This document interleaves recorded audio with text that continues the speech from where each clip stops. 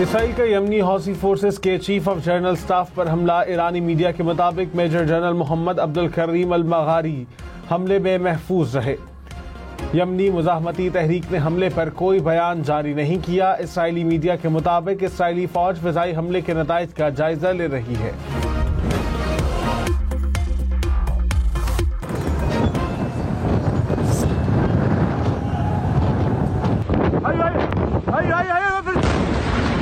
طلع طلع ايه طلع طلع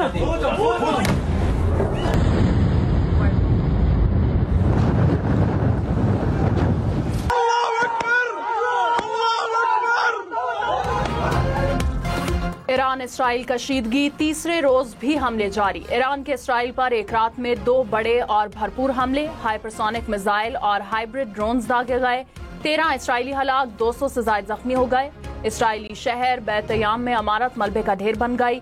दर्जनों अफराद मलबे तले दब गए। तल अबीब और युलिशरम में धमाके, सायरन बज गए। हैफा में ऑयल रिफाइनरी और पोर्ट को आग लग गई। ईरानी मीडिया के मुताबिक हैफा में ड्रोन्स और क्लस्टर मिसाइल से हमला किया गया। ईरान ने फजाई अड्डों समेत 150 से ज्यादा अहदाफ को निशाना बनाया।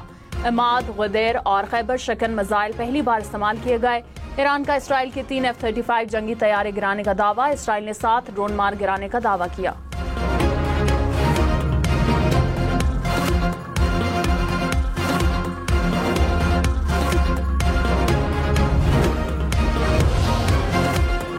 इसराइल के ईरान की जौहरी तनसीबात पर हमले। इसराइली तैयारों ने तेहरान में ईरानी वजारत दिफा के हेडक्वार्टर्स को निशाना बनाया।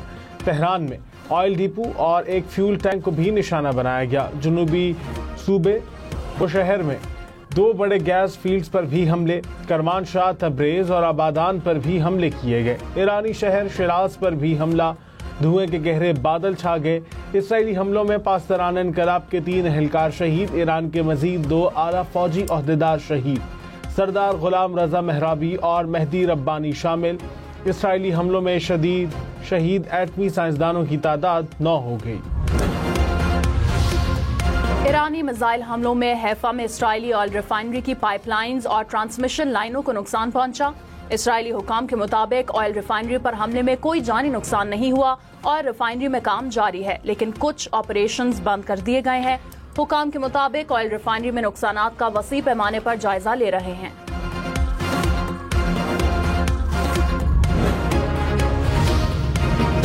ईरानी वज़ीर ख़ारजा अब्बास अराग़ची ने कहा, इसराइली हमलों में अमरीका बराबर का शरीक है, उसका खमियाजा भुगतना होगा। इसराइली हमले अमरीकी हिमायत के बगैर मुमकिन नहीं थे।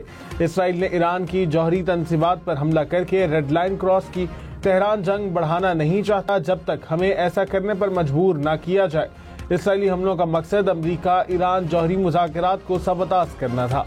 अमरीका के साथ जौहरी मुज़ाकरात के अगले दौर में मुआहदे का रास्ता खुल सकता था, लेकिन इसराइल ऐसा नहीं चाहता।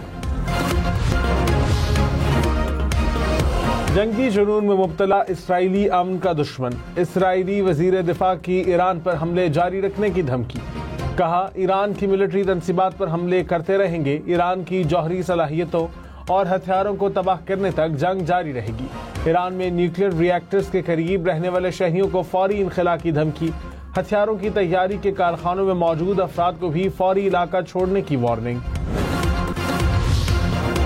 ईरान ने बरतानवी जंगी जहाज को खलीज फारिस में दाखिले से रोक दिया। ईरानी मीडिया के मुताबिक ओमान के करीब समुंदर में ईरानी इंटेलिजेंस सिस्टम के जरिए जहाज की मौजूदगी का पता चलाया गया।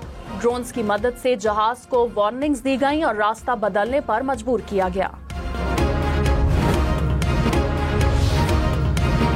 बलोचिस्तान के आइंदा माली साल का बजट 17 जून को पेश किया जाएगा। गवर्नर बलोचिस्तान ने असम्बली का इजलास तलब कर लिया। सूबे का बजट सरप्लस होगा। बजट का कुल हुजम 1055 अरब से जायद रखने की तजवीज़। तरक्याती मंसूबों के लिए 220 अरब से जायद रकम मुख्तस करने की तजवीज़। तनख्वाहों में 10 और पेंशन में 7% इजाफा करने का इम्कान। सेनेट की कायमा कमेटी बराए खजाना की मजदूर की कम से कम तनख्वाह 40,000 रुपए माहाना मुकर्रर करने की सिफारिश। कायमा कमेटी इजलास में चेयरमैन FPR ने एतराफ़ किया कि पाकिस्तान की 95% आबादी टैक्स देने के काबिल नहीं है।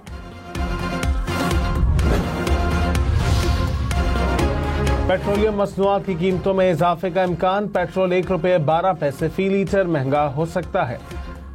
हाई स्पीड डीजल की कीमतों में ₹5.27 फी लीटर इजाफे की तजवीज़। मट्टी का तेल ₹4.16 और लाइट डीजल ₹4.13 फी लीटर महंगा होने का इम्कान।